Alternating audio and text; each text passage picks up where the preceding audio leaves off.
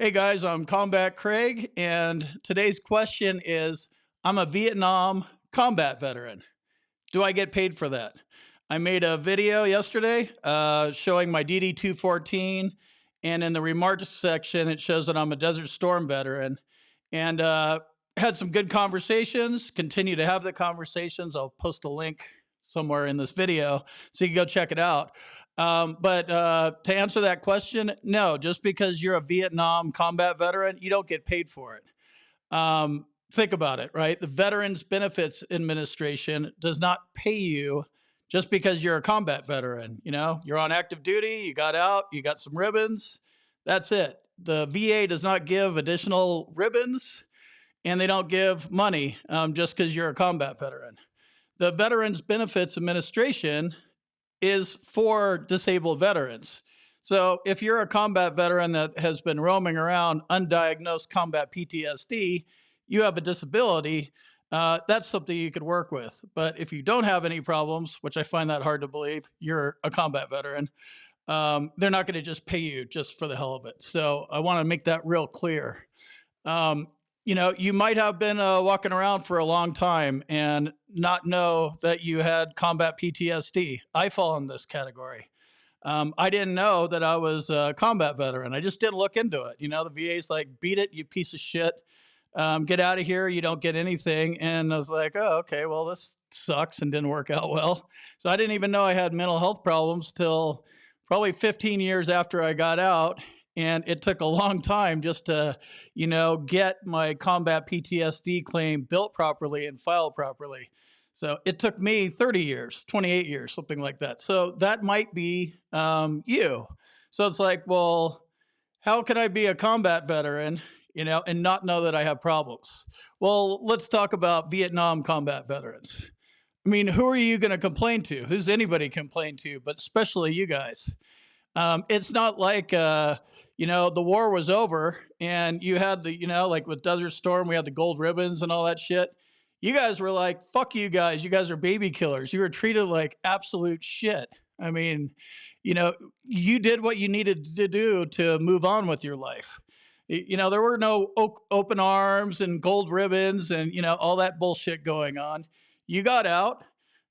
You dealt with it however you dealt with it. So you either suppressed it and just kept that kind of suck it up, don't be a pussy mentality, and you just kept it down, and you're 75 years old and you're still doing that, or you self-medicated to cope with your problems, or maybe you got some help and you didn't really know about combat PTSD and you're starting to think about filing a claim. There's a lot of different scenarios. But I'm going to argue that most combat veterans, Vietnam combat veterans, that still don't have a rating for combat PTSD are probably not talking about their problems. I know this because I'm a Desert Storm veteran. I didn't talk about my problems. So you guys have just been doing it for longer. The longer you learn how to push down and suppress your feelings, it's not like it's easier. That's just what you're used to doing. Like, who cares, right? Who are you going to complain to? So that's my point on that. So that's how combat veterans can be out there for 40, 50 years and not have a rating. That was another question that was asked. So I showed my my DD 214, and there was some different talk on there about, you know, well, you have it in the remarks section where it says Desert Shield, Desert Storm when you serve there. And then, you know, I was also on Desert Storm, but it wasn't on my DD 214. So that happens a lot too. I was just showing you what my situation was like. This is how I proved my combat PTSD claim. One stressor is all you need. Gas is enough for fear for your life, and you don't need to put all the other stressors in there. It took me a long time to learn that. So one stressor was sufficient. Fear for your life is the condition, which is exactly what happened.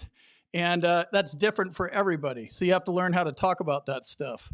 I'm not any more of a combat veteran or less of a combat veteran because there's only one kind, right? You're a combat veteran or you're not. There's not a special kind. Well, you know, Purple Star And you know, there's different awards, but I mean, you're still a combat veteran in that case too. So that's a different situation.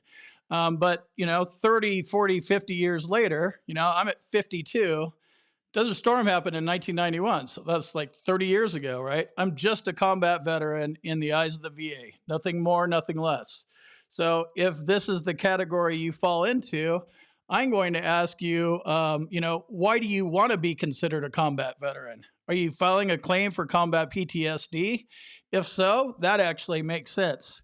Do you want your DD214 changed to reflect that you're a combat veteran because you really want that in the remarks section?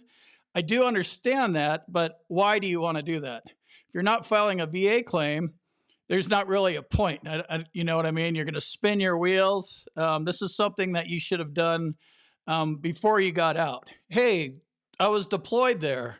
You know, you didn't know to say that, but that's basically some other guys in the comments were saying that. You know, you want to get this stuff on your DD214 before you get out. Tough to do now. You were in the 70s.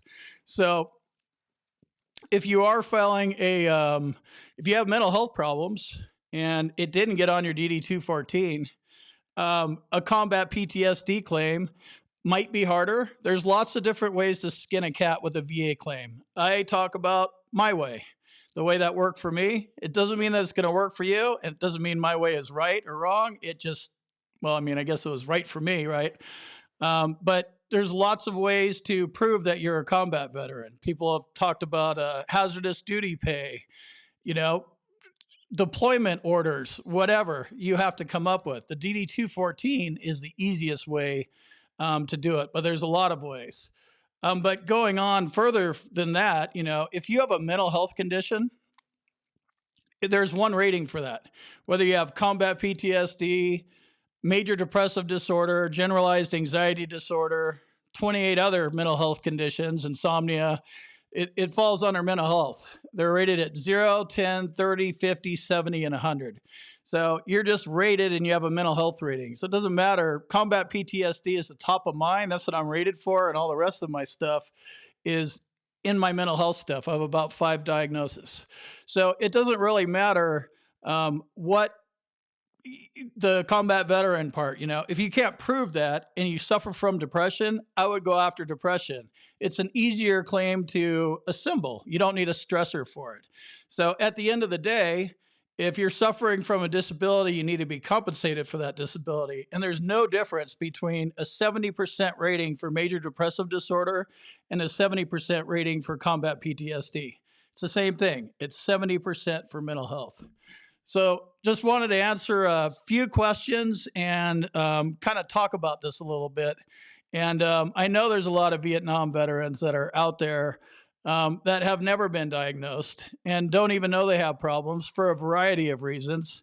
And you guys need to get into a psychologist and figure out how to open up your skeleton closet and start talking about this shit. You have problems, you should be compensated for those problems. And that starts with getting your butt to the doctor and talking about it. So I'll see you in the next video.